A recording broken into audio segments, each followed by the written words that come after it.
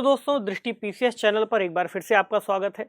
आज हम यहाँ पर मध्य प्रदेश राज्य से संबंधित जो सप्ताह भर के विशेष करंट अफेयर्स रहे होंगे उनको यहाँ पर डिस्कस करेंगे। उनसे क्या सवाल बन सकते हैं, कौन कौन सी मुख्य खबरें रहीं, क्या हो रहा है प्रदेश में, इस पर बात करेंगे।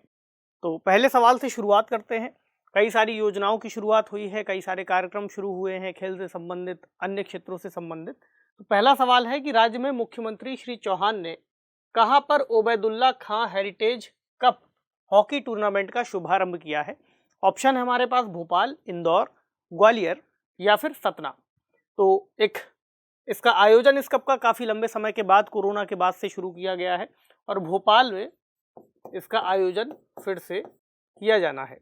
तो देश की जो बेहतरीन 12 हॉकी टीमें होंगी वो यहाँ पर आकर के अपना प्रदर्शन करेंगी और इस कार्यक्रम की शुरुआत श्री मुख्यमंत्री जो हैं श्री चौहान यानी शिवराज सिंह चौहान और जो खेल मंत्री हैं उनके अंतर्गत किया गया है। तो ये जो खेल है इसका नाम एक बार समझे, ओबैदुल्ला खां हेरिटेज कप। इसकी शुरुआत 1931 के आसपास हुई थी, जिसके बाद से इस खेल को लगातार खेला जाता रहा। हालांकि उस दौरान इसका नाम कुछ और था, इसके बाद इसका नाम धीरे धीरे परिवर्तित हुआ है। तो ऑप्शन ए इस प्रश्न का सही जवाब है, यानी भोपाल में इसका शुभारंभ दोबारा से किया गया है। अगला सवाल, राज्य की गेर परंपरा को यूनेस्को वर्ल्ड हेरिटेज की सूची में शामिल कराने की मांग हो रही है।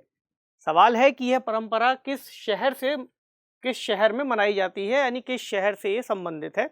क्या नाम है? गेर परंपरा। ऑप्शन है कटनी, सागर, इंदौर या फिर उज्जैन। तो देखते हैं क्या विकल्प इसका सही होगा। इंदौर से इस परंपरा का संबंध है और काफी पुरानी परंपरा है, जिसको यूनेस्को की वर्ल्ड हेरिटेज साइट में शामिल कराने की मांग हो रही है। थोड़ी सी जानकारी ले लें इसके बारे में। तो इसको अभी वर्तमान समय में देखा जाए तो 74 साल से इसको सुनियोजित तरीके से आयोजित किया जा रहा है और 4 लाख से ज़्यादा लोग इसमें शामिल होते हैं। ऐसा माना गया है कि चौथी पीढ़ी के द्वारा इसका आयोजन अब किया जा रहा है, उसकी व्यवस्था संभाल रहे हैं। सभी धर्म, सभी जातियों के लोग शामिल होते हैं और ऐसा कहा गया है कि ये केवल इंदौर की ही विरासत है, यानी केवल इंदौर में ही इसका आयोजन होता है। वैसे परंपरा का इतिहास देखें तो 350 से 300 साल पहले ये शुरू हुई होगी और पहले इसको जमींदार परिवार मनाते थे और दुर्गा पूजा करते थे। तो 100 साल पहले से सामाजिक रूप से मनाने की शुरुआत हुई। तो इंदौर में इसको आयोजित किया जाता है। ऑप्शन सी इसका सही जवाब है। ठीक है, चलिए अगला सवाल, प्रदेश में कब रोजगार दिवस से संबंधित राज्य स्तरीय कार्यक्रम मनाया जाएगा। ऑप्शन है 27 मार्च, 28 मार्च, 29 मार्च या फिर 30 मार्च। तो बेरोजगार युवाओं के लिए स्वरोजगार से जुड़ने जैसे अवसरों को यहाँ पर प्राप्त करने का प्रयास किया जा रहा है। ऐसा प्रयास भी है कि लोगों को कैसे हम रोजगार से जोड़ सकें। तो हर माह जो है रोजगार दिवस का आयोजन किया जा रहा है और इस महीने का जो कार्यक्रम है वो 29 मार्च को आयोजित किया जाएगा। तो इसमें जो भी बैठकें हैं उनका आयोजन किया जाता है और इस प्रक्रिया को कैसे सुचारू रूप से चलाया जा सके इस पर विशेष रूप से बातचीत की जाती है। तो हमसे पूछा गया है कि कब मनाया जाएगा, तो इस महीने 29 तारीख को इसका आयोजन किया जाएगा।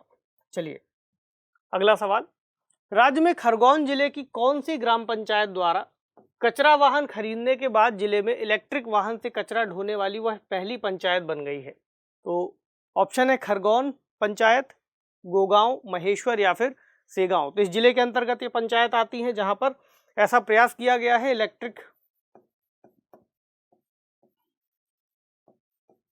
वाहन खरीदा गया है और कचरे का निस्तारण उसके जरिए किया जाना वहां पर शुरू किया गया है।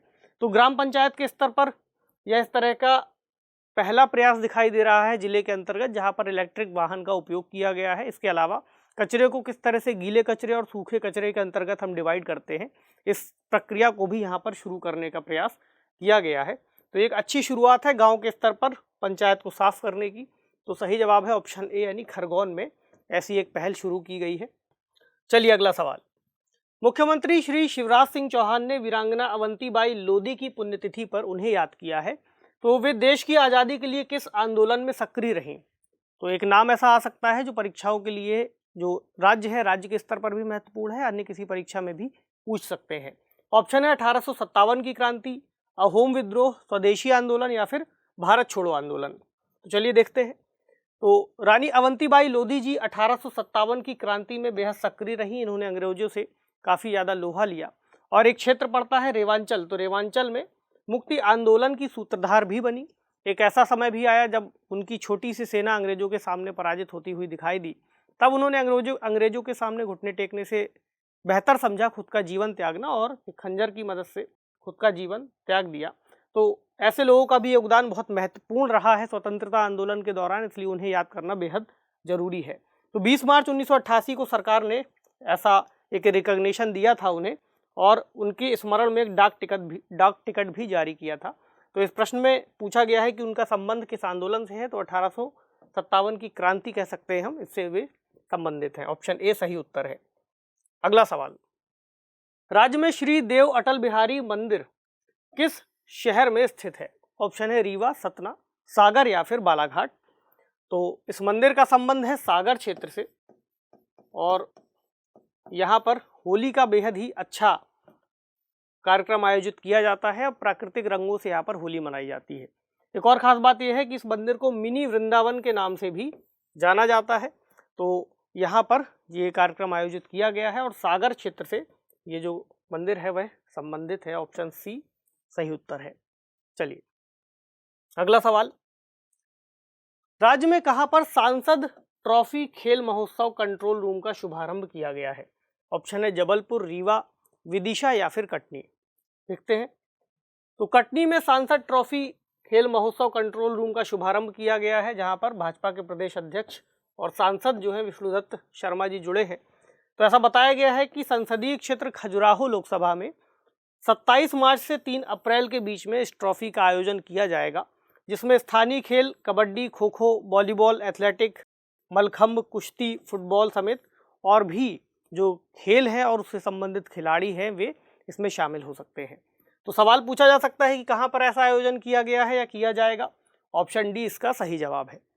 चलिए अगला सवाल, 37वीं यंग साइंटिस्ट कांग्रेस में पहला स्थान किसको प्राप्त हुआ है? वन लाइनर क्वेश्चन है लेकिन बहुत महत्वपूर्ण है। ऑप्शन है प्रभा रायकलाल, अंजना जाजू, संजय वर्मा या फिर रोहित सिंह। तो प्रभा रायकलाल जी को यह अवार्ड दिया गया है, जो कि इंदौर की देवी अहिल्या यूनिवर्सिटी के लाइफ साइंस डिपार्टमेंट की रिसर्च फेलो हैं। तो इन्हें 37वीं यंग साइंटिस्ट कांग्रेस में पहला स्थान दिया गया है और प्रभा को एग्रीकल्चर साइंस की श्रेणी में यंग साइंटिस्ट अवार्ड से नवाजा गया है। ठीक है। अब Madhya Pradesh council of science and technology हर साल यंग साइंटिस्ट कांग्रेस का आयोजन करती है। इसके अलावा मध्य प्रदेश में रिसर्च वर्क कर रहे शोधार्थी अपना रिसर्च इसमें प्रेजेंट करते हैं, उन्हें मौका मिलता है अपनी शोध को दर्शाने का और इस तरह के अचीवमेंट्स जीतने का और आगे बढ़ने का। तो इस प्रश्न का जो सही जवाब है वह है ऑप्शन ए, यानी प्रभा रायकलाल। नाम याद रखिएगा, कभी भी सवाल पूछा जा सकता है। अगला सवाल, राज्य का पहला एनिमल इंसिनरेटर कहां पर स्थापित किया जाएगा? ऑप्शन है ग्वालियर, भोपाल, इंदौर या फिर दमोह। तो एनिमल इंसिनरेटर का मुख्य काम होता है जो जीव जंतु हैं उनका दाह करना जब उनकी मृत्यु हो जाती है। तो ये जो स्थान है यह भोपाल में इसकी शुरुआत की जाएगी। तो प्रदेश का इसे पहला एनिमल इंसिनरेटर बताया गया है जो हर घंटे 500 किलो जानवरों का बिना प्रदूषण दाह संस्कार कर सकता है। क्योंकि अभी तक क्या होता था कि जो जानवर मर जाते थे उनके शव को या शरीर को हमें दफनाना पड़ता था। तो ऐसे में जो ग्राउंड वाटर है उसकी क्वालिटी खराब हो रही थी और ग्राउंड वाटर प्रदूषित हो रहा था जो भूमि के अंतर्गत जल मौजूद है। तो ऐसा एक प्रयास किया गया है कि हम कैसे इन जीवों के शरीर को उस आसानी से हम डिसॉल्व कर सकें। तो इसके जरिए ये प्रयास किया गया है और ग्राउंड वाटर को बचाया जा सकेगा। तो इसका सही जवाब है ऑप्शन बी, यानी भोपाल में ऐसा प्रयास किया गया है।